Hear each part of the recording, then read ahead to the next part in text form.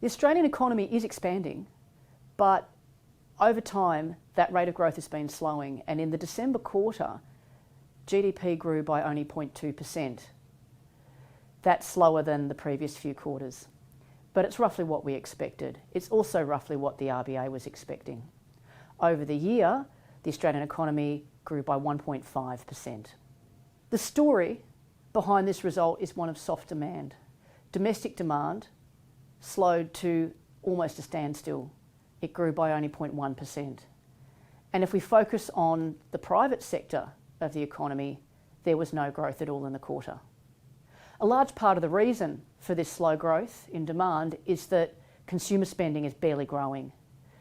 Households are being squeezed by the triple combination of high inflation, a rising tax take, and to an extent higher interest rates.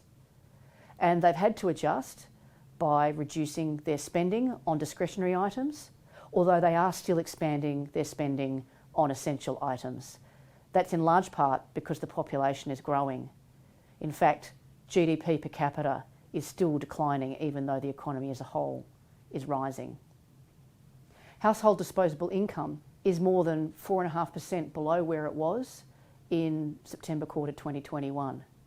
That's a big adjustment to make, and people have had to navigate that by changing their spending patterns. And one way they've done that is spending less on overseas holidays. So imports have actually declined, and that's been a support to measured GDP growth, and services imports being an important part of that. Travel services fell by around 8.5%. There is some relief in sight for the household sector though. In the quarter, real household incomes did actually increase as inflation fell and was less of a drag on their real spending power. Also, interest rates didn't move much over recent months, and that meant that the drag from net interest payments also was less. Over time, we expect that there will be further relief in sight. Tax cuts from the middle of the year will certainly help real spending power. So will the decline in inflation, along with, we expect, interest rate cuts towards the end of the year. Businesses have also had to adjust to the slow demand situation. They have reduced their spending on machinery and equipment investment, and they've been running down their inventories. The Reserve Bank would be content with this outcome. The numbers were broadly in line with what they were expecting and what they were hoping for. In particular, productivity continued its turnaround, roughly as the Reserve Bank and we expected. And that's a good sign because it means that it's more likely that inflation will be able to decline to be sustainably inside the Reserve Bank's 2 to 3% inflation target. Looking forward, we expect the first half of 2024 also to show very slow growth and slow consumption.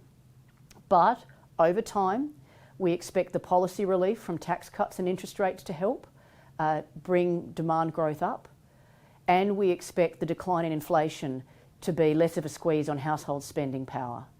As a result, we expect stronger growth over the second half of 2024 than the first half.